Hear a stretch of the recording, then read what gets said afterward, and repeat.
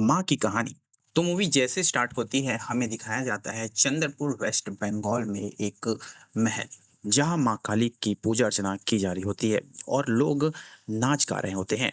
और तभी अंदर से एक महिला के चिल्लाने की आवाज आती है, जहाँ उस महिला को एक बच्चा होता है जिसकी खुशी महल में सभी लोग मना रहे होते हैं। तभी उनका सेवक माँ काली के पास जो पूजा कर रही होती है उसके कान में आके कहता है कि बेटा हुआ है। तभी सभी और ज्यादा खुशी से माँ काली की पूजा अर्चना करने लगते हैं। तभी वह सेवक दोबारा आता है और कहता है कि बच्चे दो है, एक और होने वाला है। और तब सभी जितने खुशी में झूम नाच रहे होते हैं एकदम शांत हो जाते हैं। और तभी महल का मालिक आता है और बच्चे को लेकर जाने लगता है बलि देने के लिए। और उसकी पत्नी उसे बहुत रोकती है कि ऐसा नहीं करिए। लेकिन उस गांव में एक श्राप होता है, जहां उस राजघराने में कोई भी बेटी पैदा होती है तो उसका बलि चढ़ा दिया जाता है। और तभी उसे पीछे बनी खंडहर में बलि के लिए ले जाते हैं, जहां ले जाकर उसकी बलि चढ़ा दी जाती है।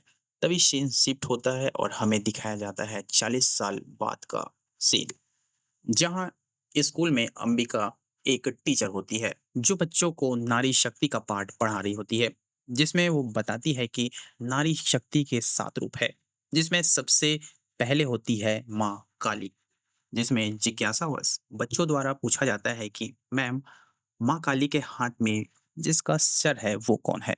तब अंबिका मैम बताती है कि वो रक्त बीज है, जो आया तो अकेला था लेकिन उसे एक वरदान प्राप्त था कि उसका खून जमीन में पड़ते ही उसके खून के हर एक बूंद से एक रक्त बीज पैदा हो जाए। और इसी के चलते उसने तीनों लोकों में हाहाकार मचा के रखा था। तभी सभी देवी देवता माँ पार्वती के पास गए। तब माँ पार्वती ने अपना रौद्र रूप माँ काली का रूप धारण किया और रक्त बीज के जितने भी सेना थे उससे काट के उसका लहू पीते चली गई। इस तरह रक्त बीज का अंत हुआ। तभी उनको एक व्यक्ति इस कोने से देख रहा होता है और जैसे ही उनका क्लास खत्म होता है वो उनसे जाके मिलता है और कहता है कि hello, I am Prakash Gupta.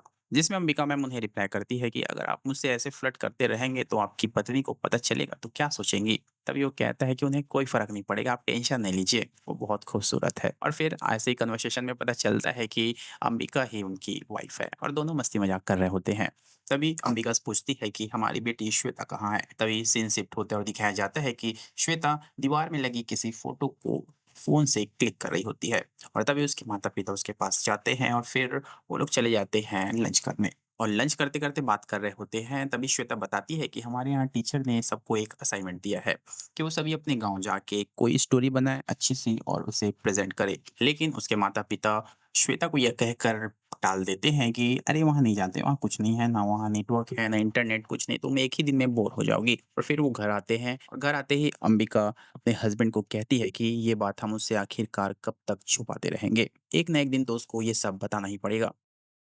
और फिर इसके बाद अंबिका रूम के अंदर आ जाती है और तभी शुभांकर के फ़ोन में कॉल आता है, जिसमें उसे बताया जाता है कि उसके पिताजी नहीं रहे। तभी वो काफ़ी मायूस रूम के अंदर अंबिका के पास आता है, जिसे देखकर अंबिका पूछती है कि क्या हुआ? तब वो बताता है कि फादर इज़ नो मोर।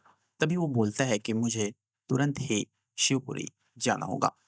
और वैसे ही वो बैग पैक करके चंद्रपुर निकल जाता है, जहाँ पहुँचने के बाद वो अपने पिता की चिता को आग देता है। वहाँ से हवेली आने के बाद वो वहाँ के सरपंच और अपने पिताजी के अच्छे दोस्त जयदेव से बात करता है और कहता है कि मुझे ये हवेली नहीं चाहिए। आप जितने जल्दी हो सके कोई ब्रोकर देखकर इसे भिजवा दीजिए। तभी जयदेव कहते हैं कि ये हवेली नहीं विरासत है और तुम विरासत को ठुकरा रहे हो। तभी शिवांकर कहता है कि मुझे विरासत नहीं श्राप मिला है, जो मुझे बिल्कुल नहीं चाहिए। तो इसीलिए तुम इसे जितनी जल्दी हो सके ब्रोकर देखकर भिजवा दो। तभी जयदेव कहता है ठीक है, मैं कोई ब्रोकर से बात करता हूँ। तभी शिवांकर हवेली से बाहर निकलकर जैसे ही टहलने निकलता है, उसका पैर किसी लकड़ी में फंस जाता है और वो नीचे गिर जाता है। नीचे गिरने के बाद उसके पैरों में कुछ फँसा होता है, जिसे निकालता है लेकिन निकलता नहीं है। तभी वो अपनी वाइफ़ को फ़ोन लगाता है और कहता है कि मुझे यहाँ अच्छा नहीं लग रहा है, मैं वापस आ रहा हूँ। तभी अंबिका कहती है कि इतने लंबे सफ़र से गए हो, इतनी जल्दी मत आओ, रात वहीं रुक जाओ, कल आना। तो कहती है कि नहीं यहाँ अच्छा नहीं लग रहा है यार, मैं आता हूँ वहीं। ऐसा कह के वो अपना बैग पैक करके वहाँ से निकल जाता है। तभी अंबिका को श्वेता के टैबलेट में एक फ़ोटो दिखता है, जिसे देखकर वो काफ़ी खुश होती है और कहती है कि इतनी अच्छी ड्राइंग बनाई है। जिसे देख के वो तुरंत ही उसे शुभंकर को भेजता है और उसे कॉल करके बताता है कि देखो श्वेता ने कितनी अच्छी ड्राइंग बनाई है। जिसे देखते ही शुभंकर हक्का बक्का रह जाता है और उसे ज़ूम करके देखता है और उसके बाद वापस वो अंबिका को फ़ोन लगाता है और पूछता है कि उसे चेहरा कहाँ दिखा। तभी फ़ोन में आवाज़ क्लियर नहीं आता है, कट-कट के आता है, जिससे अंबिका कुछ भी नहीं समझ पाती और तभी फ़ोन कट जाता है। फिर इसी टेंशन में शुभंकर सिगरेट निकालता है और गाड़ी के अंदर ही पीने लगता है।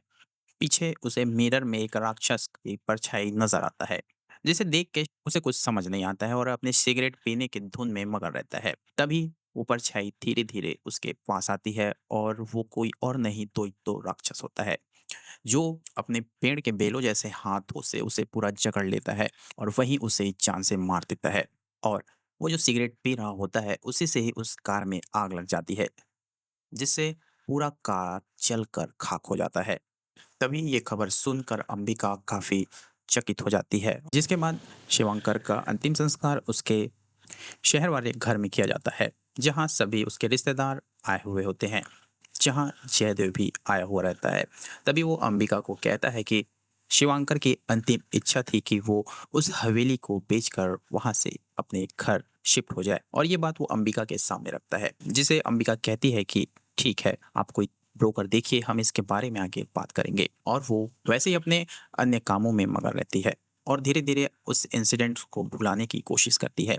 तभी एक दिन जयदेव का फोन आता है और वो कहता है कि मुझे एक ब्रोकर मिला है, जो कल ही मिलकर डील फाइनल करने की बात कह रहा है। इसके लिए तुम्हें चंद्रपुर आना पड़ेगा। तब अंबिका कहती है कि ठीक है, लेकिन कल नहीं बनेगा, आप परसों का बात करिए। और ऐसा कहते ही वो परसों जाने के लिए तैयारी करने लगती है। तभी वो अपनी बेटी को बताती है कि मैं परसों चंद्रपुर जा रही हूँ और उसी दिन वापस आ जाऊंगी, तुम पड़ोस वाली आंटी के साथ रहना। तब श्वेता कहती है कि नहीं माँ, मैं भी आपके साथ जाऊंगी, क्योंकि पिछले बार पापा गए थे और वो आ ही नहीं, और कहीं आप भी जाओगे और नहीं आए तो मैं क्या करूंगी, इसलिए मैं भी आपके साथ जाऊंगी। इतना कहते ही अंबिका का मन पिघल जाता है और वो दोनों चंद्रपुर के लिए निकल जाते हैं। जहां पहुंचते ही अंबिका को शिवांकर की एक इमेजिनेशन तस्वीर हवेली में नजर आती है, जिसे देखकर वो उसे देखती रह जाती है। तभी उसके कार के सामने एक बच्ची आती है, जो टकराते टकराते बचती है। तभी हवेली के सेवक जो वहां वर्षों से सेवा कर रहे होते हैं, वो लड़की उन्हीं की बेटी होती है, जिसे वो आते ही तुरंत डांटने लगते हैं। तभी अंबिका बोलती है कि नहीं नहीं, इनकी कोई गलती नहीं है, सारी मेरी गलती है, ये मेरी वजह से हुआ, आप इन्हें कुछ मत कहिए। और तभी श्वेता गाड़ी से उतरकर उससे बातचीत करती है और उसे चॉकलेट भी देती है। तभी दोनों में अच्छी दोस्ती हो जाती है और वो पूरे हवेली में श्वेता को घुमाती है, दिखाती है और उसका इतिहास बताती है। तभी अंबिका भी हवेली के अंदर जाती है और उसे चारों तरफ से देखती है और उसे दिखाई देता है माँ काली का मंदिर, जो पिछले 40 वर्षों से बंद होता है।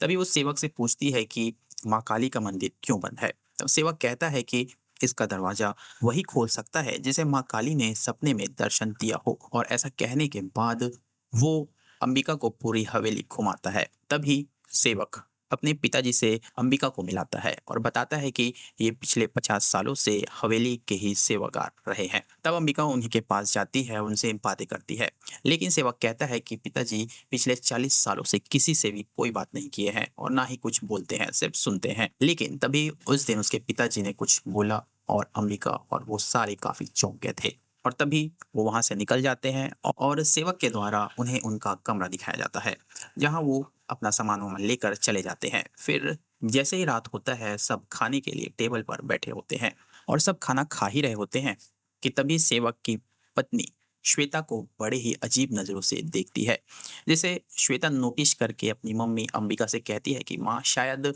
सेवक की पत्नी को मैं पसंद नहीं आई। मम्मी कहती है नहीं, ऐसा नहीं है, कुछ होगा उनको। और तभी उसकी पत्नी सेवक से कहती है कि ये तो लड़की है। तभी सेवक कहता है हाँ मुझे दिख रहा है, लेकिन शिवांकर ने तो सबको बताया था कि लड़का हुआ है। और वो सब एकदम से डरे हुए रहते हैं। और तभी सब खाना खा ही रहे होते हैं कि सेवक के पिताजी उस कमरे में आ जाते हैं और एकदम से चिल्ला कर कहते हैं कि सर्वनाश होगा, सर्वनाश होगा, चले जाओ तुम यहाँ से, यहाँ मत रहो, चले जाओ, सर्वनाश होगा।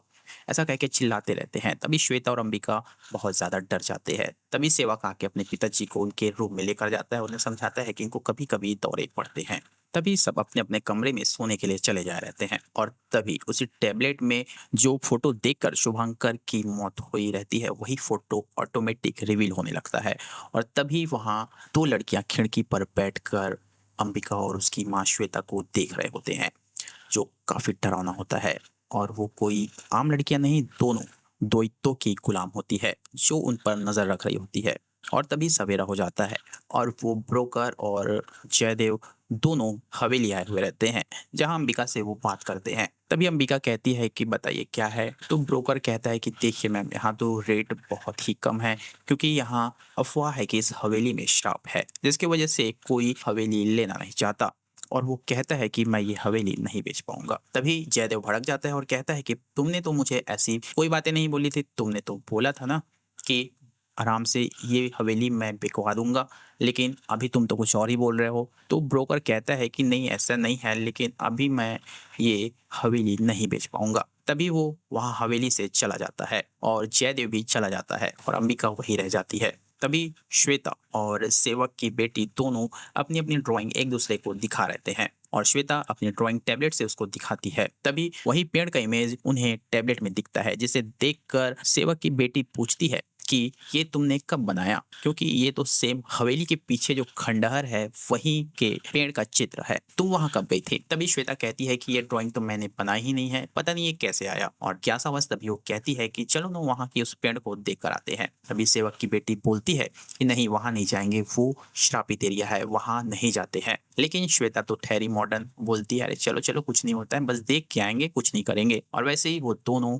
हवेली के पीछे वाले रास्ते से उस खंडहर में चले जाते हैं। और जैसे ही लोगों को पता चलता है कि और जैसे ही गांव वालों को पता चलता है कि शिवांकर की पत्नी और उसकी बेटी हवेली में आए हैं, वो सब उन्हें देखने चले आते हैं, क्योंकि पूरे गांव वालों को बताया गया होता है कि शिवांकर का बेटा हुआ है और बेटी शापित है। लेकिन जयदेव उन्हें हवेली के बाहर से ही भगा देता है। और वैसे ही श्वेता और सेवक की बेटी दोनों खंडहर में जाके उस पेड़ को देख ही रहे होते हैं कि तभी पीछे से अंबिका पहुंच जाती है और उन्हें बहुत डांटती है कि मैंने बोला था ना कि कहीं नहीं जाना, फिर तुम यहाँ क्यों आए। तभी वो लोग वहां से वापस आ ही रहे होते हैं कि सेवक की पत्नी भी वहां पहुंच जाती है और अपनी बेटी को बहुत डांटती है और उसे मारती भी है।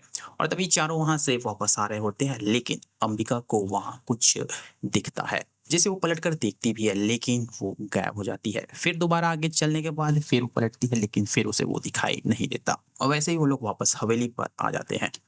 तभी सेवक की पत्नी को पता चलता है कि उसकी बेटी का महीना चालू हो गया है और वो 25 से अब बड़ी हो गई है। लेकिन चंद्रपुर में एक श्राप था कि जैसे ही वहां की कोई भी लड़की बड़ी होती है तो उसे दैत्य राक्षस उठाकर ले जाता है। और सेवक की बेटी के साथ भी ऐसा ही हुआ। रात को दैत्य राक्षस आया और उसे उठाकर ले गया। और सेवक की पत्नी इसका पूरा इल्जाम अंबिका के ऊपर लगाता है कि ये सिर्फ तुम्हारी वजह से हुआ है, तुम्हारी बेटी की वजह से हुआ है, तुम्हें भी इसकी सजा मिलेगी, देखना तुम्हारी बेटी भी को एक दिन दैत्य राक्षस उठा के लेके जाएगा। लेकिन अंबिका ये सब में ध्यान नहीं देती है और वो पुलिस को बुला लेती है। और पुलिस आता है और फिर रात में ही पूरे गांव वाले पीछे खंडहर में उसे ढूंढने जाते हैं। लेकिन पूरा खंडहर ढूंढने के बाद भी उन्हें कुछ नहीं मिलता और वो वापस आ जाते हैं। अंबिका की बेटी श्वेता उसे गले लगकर पूछती है, थैंक गॉड मॉम, आप वापस आ गए, आपको कुछ नहीं हुआ। और श्वेता कहती है कि मॉम, ये सब मेरी वजह से हुआ है ना, वो राक्षस मेरे लिए आया था ना, लेकिन वो दीपिका को लेकर चला गया। तभी अंबिका कहती है कि चंद्रपुर के लोगों का मानना है कि रक्त बीज की जो कहानी है वो सच है। जब रक्त बीज को माँ काली ने संहार किया था, तब उसकी खून की एक बूंद धरती पर गिर गई थी और वो चंद्रपुर में गिरा था, जिसके बाद उस रक्त से रक्त बीज पैदा नहीं हो रहा था, जिसकी वजह से उसने गांव की लड़कियों का शिकार करना शुरू किया। लेकिन कोई भी लड़की उसके सामने टिक नहीं पाती थी और इस सब से गांव वाले परेशान होकर माँ काली की पूजा अर्चना करने लगे, जिससे माँ काली का वो आशीर्वाद उस भक्त की आंखों में जा गिरा, जिसकी वजह से उस भक्त को काफी असीम शक्तियां प्राप्त हुई। लेकिन तब तक अक्षजा वहां से जा चुका था, लेकिन अक्षजा वहां से गया नहीं था, वो छुप गया था, क्योंकि उसे पता चल गया था कि एक भक्त के अंदर काली माँ की शक्तियां हैं और उस भक्त की बेटी होने से उस भक्त की बेटी में वो अपना बीज डालकर वापस पुनर्जन्म पा सकता था, जिसके कारण वह उस भक्त की बेटी के 12 साल होने का इंतजार करने लगा। और जैसे ही वो 12 साल की हुई, अक्षजा ने उसकी बेटी को उठा लिया और उसके अंदर अपना बीज डाल दिया। और जैसे ही उस भक्त को इस बात का पता चला, वो काफी असमंजस की स्थिति में पहुंच चुका था, क्योंकि अगर वो बच्चा पैदा हुआ तो अक्षजा का वंश बढ़ता और पूरी दुनिया के ऊपर खतरा बनता, जिसकी वजह से उस पिता ने अपनी ही बेटी की बलि काली माँ को चढ़ा दी थी। तभी ये सब सुनकर श्वेता अंबिका से कहती है, तो इन सब से हमारा क्या नाता है, हमको क्या लेना देना इससे। तभी अंबिका कहती है कि चंद्रपुर वालों का मानना है कि जिस परिवार को काली माँ का आशीर्वाद प्राप्त हुआ है वो शुभांकर का ही परिवार है। तभी अंबिका बताती है कि जो भी इस परिवार में लड़की पैदा होती है उसकी बलि काली माँ को चढ़ा दी जाती है। तभी श्वेता कहती है, तो मैं भी तो इसी परिवार की बेटी हूँ, तो फिर मुझे क्यों नहीं। तो अंबिका कहती है कि तुम्हारे पापा ये सब बातों में विश्वास नहीं करते थे और इसीलिए हम चंद्रपुर में नहीं रहते थे, इसीलिए तुम्हारी जन्म भी शहर में हुआ और हम वहीं रहते थे, और चंद्रपुर में किसी को भी इसकी भनक नहीं थी कि हमें लड़की हुई है। और जब तुम्हारे दादा तुम्हें देखने आए थे तो हमने तुम्हें छुपा दिया था और तुम्हारी जगह किसी और बच्चे को रख लिया था। तभी सीन शिफ्ट होता है और हमें अंबिका और श्वेता को दिखाया जाता है, पूरे महल को, और फिर उस खंडहर को दिखाया जाता है जहाँ वो पेड़ होता है, और उसमें दिखाया जाता है दो राक्षस को, और वहीं पर बैठी होती है दीपिका। फिर सीन होता है शिफ्ट और उस बच्चे की तलाश पुलिस कर रही होती है, जहाँ उसे पता चलता है कि जैसे ही कोई लड़की गांव से गायब होती है, एक हफ्ते बाद वो वैसे ही वापस आ जाती है। तो इसी सिलसिले में पुलिस और सरपंच गांव में जितनी भी लड़कियां गायब हुई होती हैं उन सब के पास जाते हैं और उन सब से बारी बारी से पूछताछ करते हैं कि उन गायब हुए दिनों में तुम्हारे साथ क्या हुआ, तुम कहाँ थे। लेकिन उनमें से किसी को भी कुछ भी याद नहीं होता। और फिर अंबिका, पुलिस वाला और सरपंच गांव से बाहर आके कुछ बातचीत कर रहे होते हैं। तभी सीन शिफ्ट होता है और अंबिका कार से कहीं जा ही रही होती है कि तभी वो खंडहर वाली लेडीज अंबिका की कार के शीशे को आकर पीटती है और उसे कुछ इशारा करती है, जिसे वो समझकर तुरंत ही अपनी बेटी श्वेता को ढूंढने हवेली में जाती है। लेकिन अंबिका को श्वेता कहीं नहीं दिखती। तभी उसे हवेली के पुराने सेवक का आवाज सुनाई देता है और वो कहता है कि शुभांकर सब चला गया, सब चला गया। और श्वेता वहीं पर उसके पास बैठी होती है, जिसमें श्वेता कहती है कि माँ, ये पापा के बारे में कुछ बता रहे थे, वही सब मैं सुन रही थी बैठकर। और जैसे ही वो लोग जाने वाले होते हैं कि उस सेवक के द्वारा उन्हें एक पत्र दिया जाता है, जिसको देने के बाद वो कहता है कि इसे रख लो, ये शुभंकर का है। और उस पत्र में संस्कृत में कुछ लिखा होता है, जिसे पढ़ते पढ़ते अचानक से ही अंबिका को इल्यूजन आने लगते हैं, जिसमें शुभंकर का इल्यूजन दिखता है और उसे वही चंद्रपुर वाली स्टोरी दोबारा सुनाई पड़ती है। और फिर उसके बाद उसे इल्यूजन से माँ काली का भी इल्यूजन क्रिएट होता है, जिसे देखकर अंबिका को कुछ ध्यान आता है। जैसे ही वो आई तो उसे शुभंकर दिखा, फिर अंदर घुसते ही काली माँ का वो बंद पड़ा मंदिर।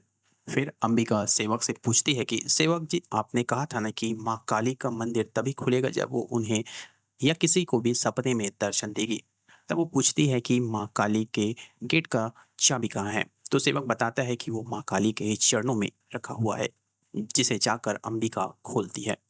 फिर पूरे गांव वाले आकर माँ काली के दर्शन करते हैं और सभी उनसे हाथ जोड़कर प्रार्थना करते हैं और माँ काली की पूजा अर्चना कर ही रहे होते हैं कि तभी दीपिका वापस आ जाती है और सब कहते हैं कि चमत्कार हो गया। माँ काली का दरवाजा खुलते ही देखो दीपू वापस आ गई। और तभी अंबिका और पुलिस वाले के द्वारा उन सभी लड़कियों को मेडिकल चेकअप के लिए हॉस्पिटल ले जाया जाता है। डॉक्टर द्वारा उनका चेकअप करने के बाद बताया जाता है कि उनके साथ कोई भी सेक्सुअल असॉल्ट नहीं हुआ है, लेकिन सब में एक कॉमन चीज है कि उनका पीरियड्स बंद हो गया है। फिर अंबिका हवेली पहुंचती है, जहां श्वेता बिस्तर पे लेटी हुई होती है और अंबिका पूछती है कि क्या हुआ। तब श्वेता कहती है कि माँ, पेट में बहुत दर्द कर रहा है, सुबह से दर्द नहीं था, पता नहीं अचानक अभी 1 घंटे पहले ही दर्द चालू हुआ। तभी अंबिका कहती है कि टेंशन मत लो बेटा, सब ठीक हो जाएगा, कुछ नहीं है। और फिर सब सोने चले जाते हैं। तभी सेवक की बेटी दीपिका अपने बिस्तर से हाथ के बल उतरते हुए चलते हुए जैसे ही जाता है, सेवक का पिता उसे देख लेता है और वो उसे चिल्लाते हुए कहते हैं कि दीपिका, दीपिका, दीपिका। और वो उसे रोकने का बहुत प्रयास करता है, लेकिन दीपिका दीपिका नहीं होती, उसके अंदर होता है तो जो उसे वहीं पर ही खत्म करके श्वेता के रूप में चला जाता है। और वहां जाने के बाद वो उसे उठाकर खेलने जाने के लिए बोलती है, जिसमें श्वेता अपनी मम्मी को उठाने वाली होती है कि वो कहती है कि नहीं नहीं मत उठाओ, वो यहाँ से जाने नहीं देगी। तभी वो उसे बिना बताए वहाँ से चली जाती है, जिसमें श्वेता का महीना भी शुरू हो गया होता है। और जैसे ही वो रूम से निकलती है तो दीपिका के और भी साथी उसके साथ आए हुए होते हैं, जो रास्ते में ही खड़े होते हैं, जिन्हें देखकर श्वेता भी मुस्कुराती है। लेकिन वो दीपिका और उसके साथी नहीं, वो सब द्वैतों के ही गुलाम होते हैं। तभी अचानक अंबिका की आंख खुल जाती है और वो देखती है कि श्वेता बिस्तर पर नहीं है, जिसे वो ढूंढने के लिए नीचे आती है तो उसे सेवक के पिता वहीं झूले पर ही मृत दिखाई देते हैं। लेकिन अंबिका उसे देखते हुए श्वेता को ढूंढने निकल जाती है, जिसे ढूंढते ढूंढते वो खंडहर की तरफ जाती है कि दीपिका और उसकी वही सब सहेलियां श्वेता को उसके बालों से पकड़कर खींचते हुए उस खंडहर में ले जा रहे होते हैं, जिसे वो रोकने का बहुत प्रयास करती है लेकिन रोक नहीं पाती और वो खंडहर के अंदर चले जाते हैं। तभी वही लेडी जो अंबिका की कार में आकर उसे कुछ इशारा कर रही थी, वो श्वेता को पकड़े हुए रहती हैं और वो कहती है कि इसका भी रक्त बहेगा, इसकी भी बलि चढ़ेगी। और फिर अंबिका उससे श्वेता को पकड़कर अपने साथ हवेली ले आती है, जहां सब लोग सेवक के पिताजी का मातम मना रहे होते हैं। लेकिन अंबिका अपनी बेटी को लेकर सीधे अपने रूम में चली जाती है और वहां सब बैग वैग पैक करके हवेली से कार में निकल जाती है। लेकिन रास्ते में वही सब लड़कियां अंबिका और श्वेता के ऊपर अटैक कर देती है और उसे श्वेता को कार से बाहर खींचने लगती है। इसी तरह छीना झपटी में कार अनबैलेंस हो जाता है और वो सभी उस कार से दूर हट जाती है। लेकिन फिर थोड़ी देर बाद वो सब वापस कार के पास आ जाते हैं और कार को उठाकर वहीं पटक देते हैं। फिर अंबिका देखती है कि वो तो दीपिका है, लेकिन वो दीपिका नहीं कोई और होती है, जो कार का दरवाजा खींचकर तोड़ देती है और फिर वो श्वेता को वहां से खींचने लगती है और श्वेता को खींचकर पेड़ पर फेंक देती है, जिससे वो वही बेहोश होने लगती है। लेकिन तभी वो देखती है कि उसकी बेटी को कोई और नहीं, जयदेव सरपंच ही उठाकर ले जा रहा होता है, जिससे वो सब कुछ समझ जाती है। फिर सीन होता है शिफ्ट और दिखाया जाता है हवेली का सीन, जहां सब पुलिस वाले पहुंचे हुए रहते हैं और तफ्तीश कर रहे होते हैं। तभी पुलिस वाले को कुछ समझ आता है कि जहां जहां सरपंच गया था वहां कोई भी लड़की अपना मुंह नहीं खोल रही थी, जिसे देखते हुए उसे वो ढूंढने वापस उसी खंडहर में अपनी पूरी टीम के साथ जाता है। यहाँ सीन शिफ्ट होता है और हमें दिखाया जाता है अंबिका एक झोपड़ी नुमा कुटिया में बेहोश पड़ी होती है, जिसे होश आता है और होश आते ही वो उस बुढ़िया से पूछती है कि कहाँ है मेरी बेटी, क्या किया तूने उसके साथ। जिसमें वो कहती है कि मैं तुम्हारी बेटी को वहां बचाने गई थी, लेकिन वो मुझसे पहले पहुंच गया, तुम्हारी बेटी को जयदेव लेके गया है। और फिर वो पुलिस उस खंडहर में जयदेव को ढूंढ रही होती है, तभी उसे जयदेव मिल जाता है, जिसमें पुलिस वाले और जयदेव के बीच बात चल ही रहा होता है कि पुलिस वाला कहता है कि मुझे तो पहले से खटक रहा था। तभी जयदेव कहता है कि तूने मुझसे बच्चियों के बारे में पूछा, लेकिन कभी तुमने मुझसे ये नहीं पूछा कि मैं कौन हूँ। तभी सीन शिफ्ट होता है और अंबिका और उस बुढ़िया की बात हो रही होती है कि जयदेव जयदेव नहीं, वो एक राक्षस है। वो बताती है कि 40 साल पहले मुझे भी तुम्हारी तरह माँ काली ने स्वप्न में दर्शन दिया था, जिसमें प्रथा अनुसार जिसे भी माँ काली दर्शन देगी वही बच्चियों की बलि देगा। लेकिन मैंने जब तलवार बलि देने के लिए उठाई और बलि के लिए जैसे ही तलवार आगे बढ़ाया, मेरे मन में कुछ सवाल आए, जिसके कारण मैंने बलि नहीं दिया। तभी महल के मुखिया ने मुझसे पूछा कि तुमने ऐसा क्यों किया, तो मैंने बताया कि माँ अपने बच्चों की बलि कैसे ले सकती है। तभी वहां पर जयदेव आकर कहता है कि माँ काली ने एक स्त्री को चुनकर गलत किया, किसी की बलि देना एक स्त्री की नहीं, एक पुरुष का काम है।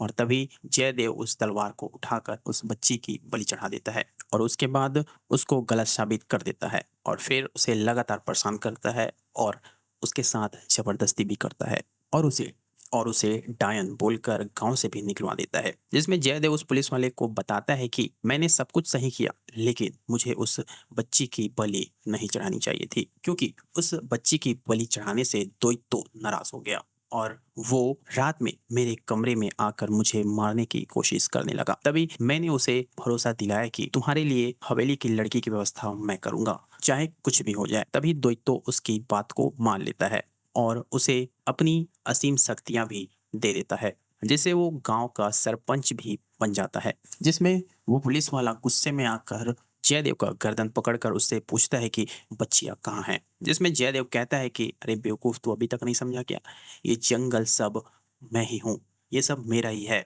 और ये बच्चियां भी मेरी है, तुझे दिखाई नहीं दे रहा है क्या। जिसके बाद वो सभी लड़कियां उन सभी पुलिस वाले को एक एक कर ऊपर से नीचे फेंकने लगती है और जयदेव भी अपने असली रूप में आ जाता है। तभी सीन शिफ्ट होता है और वो बुढ़िया अंबिका को कहती है कि श्वेता 12 साल की हो गई है, वो बड़ी हो गई है, उसका महीना चालू हो गया है ना। तो अंबिका उसे एकदम हैरान भरी नजरों से देखती है और वो कहती है कि वो दैत्य राक्षस आज उसके अंदर अपना बीज डालेगा। ये सब सुनकर अंबिका तुरंत ही अपनी बेटी को बचाने के लिए जाने लगती है।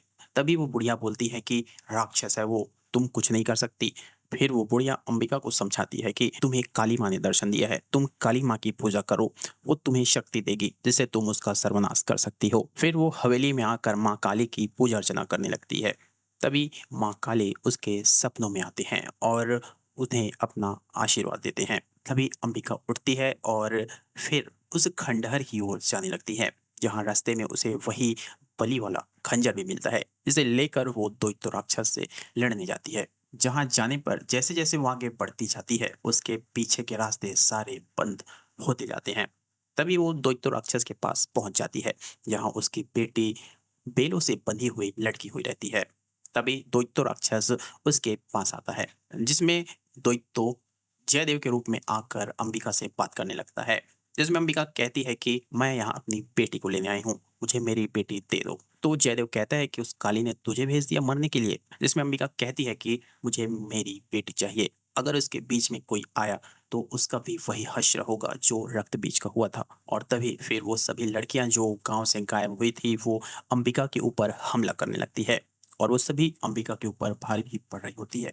लेकिन अंबिका को माँ काली का आशीर्वाद प्राप्त था। जैसे ही अंबिका के हाथ उनके माथे पर पड़ने लगे, उनके ऊपर से दैत्य राक्षस का भूत उतरने लगा और वो सभी अपने नॉर्मल रूप में आने लगे। इसी तरह सभी लड़कियां अपने नॉर्मल रूप में आ गई। तभी अंबिका खंजर लेकर दैत्य राक्षस जयदेव के ऊपर वार करने जाती है, लेकिन जयदेव उसके खंजर को अपने हाथों से रोक लेता है और उसे बहुत बुरी तरह से पीटता है, जिससे वो अधमरी हो जाती है और वो उसके हाथ पैर को भी तोड़ देता है। जिस पे अंबिका माँ काली कहते कहते वहीं पर बेहोश हो जाती है और तो श्वेता के अंदर अपने बीज डालने की क्रिया को शुरू कर चुका होता है। तभी अंबिका के सर से एक बूंद खून जमीन में पड़ता है और माँ काली उसके अंदर आ जाती है और फिर वो दैत्य राक्षस को बहुत ही बुरी तरह से मारती है और उसके सीने से उसके दिल को खींच लेती है, जिससे जयदेव वहीं पर मारा जाता है। और अंबिका अपनी बेटी के साथ उन सभी लड़कियों को भी लेकर उस खंडहर से बाहर आती है, जहाँ सब गांव वाले उनका इंतजार कर रहे होते हैं। जहाँ पर आकर वो बुढ़िया श्वेता को चेक करती है, जिसमें पता चलता है कि रक्त बीज का वंश श्वेता के अंदर आ चुका है। जिस पे वो अंबिका को समझाती है कि तुम्हारी बेटी की बलि चढ़ानी होगी। जिसमें अंबिका जैसे ही बलि चढ़ाने के लिए खंजर उठाती है, उसके भी मन में बहुत सारे सवाल आने लगते हैं कि कोई माँ कैसे अपनी बेटी की बलि ले सकती है। तभी वहां उन सभी बच्चियों की आत्माएं निकलने लगती है, जिससे उस बूढ़ी महिला को कुछ अजीब सा लगता है। जिससे वो जाकर श्वेता को दोबारा चेक करती हैं। पता चलता है कि श्वेता के अंदर रक्त बीज का कोई भी अंश नहीं है और वो अंबिका को रोक देती है और माँ काली का शुक्रिया अदा करती है। और यहीं पर ये मूवी खत्म हो जाता है। और भी इसी तरह से नई नई मूवियों के एक्सप्लेनेशन सुनने जानने के लिए हमें लाइक करें, फॉलो करें, सब्सक्राइब करें और हाँ, कमेंट करना, बेल आइकन दबाना बिल्कुल ना भूलें।